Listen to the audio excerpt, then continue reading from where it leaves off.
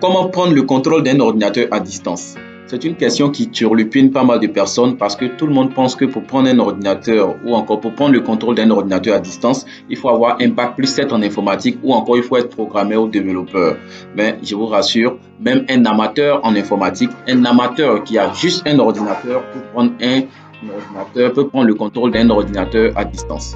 Et c'est une méthode très simple et classique qu'on va vous montrer dans ce cours. Après, nous allons voir des méthodes beaucoup plus évoluées. Sachez d'abord que pour prendre le contrôle d'un ordinateur, la méthode que nous allons vous montrer, vous aurez besoin d'une connexion Internet. Et le contrôle de l'ordinateur qui doit être pris doit aussi être connecté à Internet et être bien allumé, bien ouvert.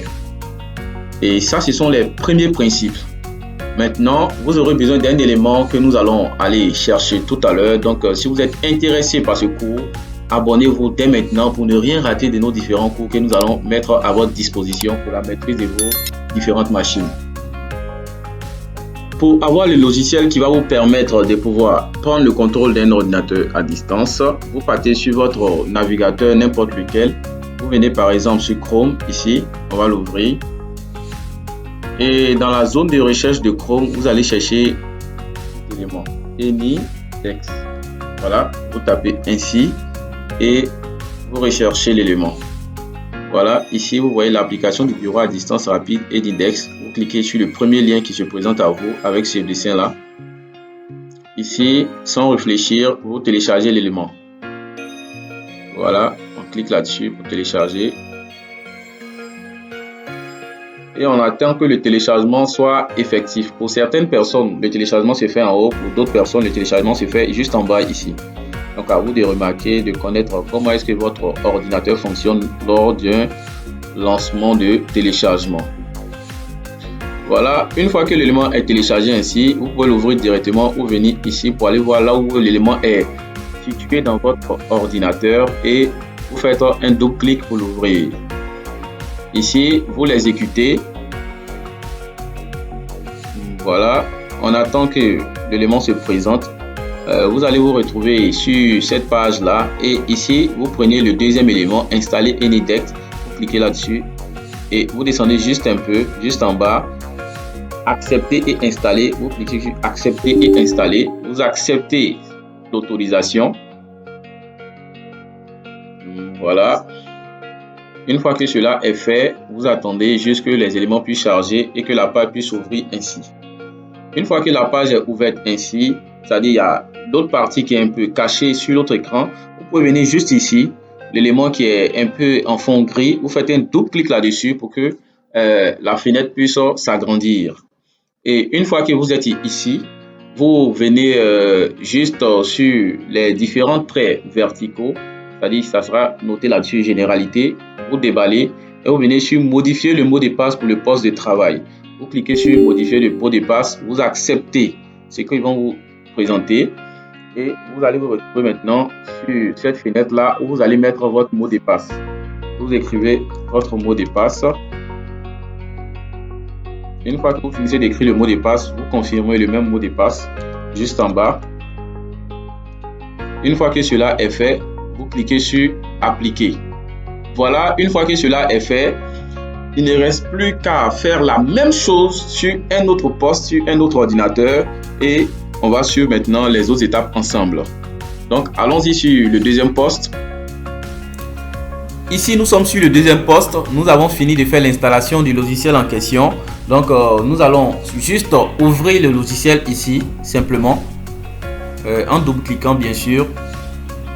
Et une fois que le logiciel est ouvert ici, nous allons prendre cet ordinateur là pour faire le contrôle de l'autre ordinateur qu'on a configuré tout à l'heure avec le logiciel.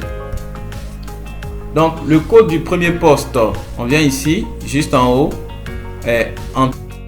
Donc là, vous fermez la partie qui vous a permis de mettre le mot de passe.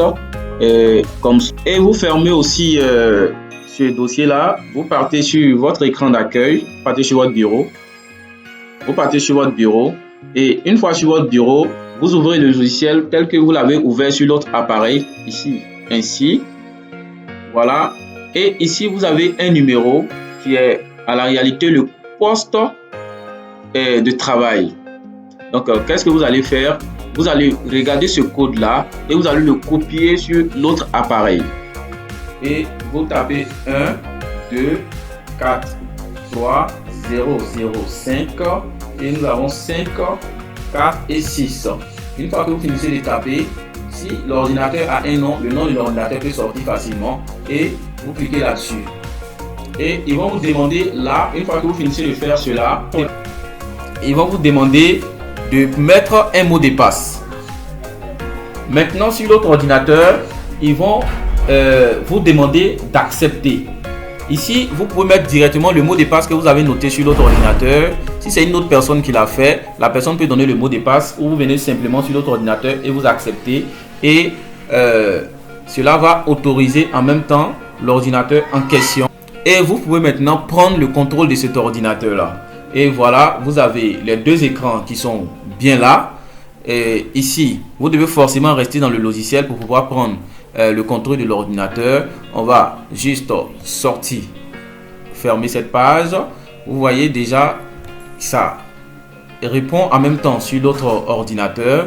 Et si cela met du temps, c'est que la connexion peut ne pas être très bonne, mais cela vous permet d'avoir un accès plus efficace de l'autre ordinateur. On va essayer de faire 2 à 3 éléments ici. On vient juste en bas, on ouvre encore ici, on va sortir et on va venir peut-être sur YouTube pour voir un peu si ça fonctionne correctement ou pas. Voilà, vous avez les deux images devant vous. Cela vous permet de prendre le contrôle de l'ordinateur sans souci.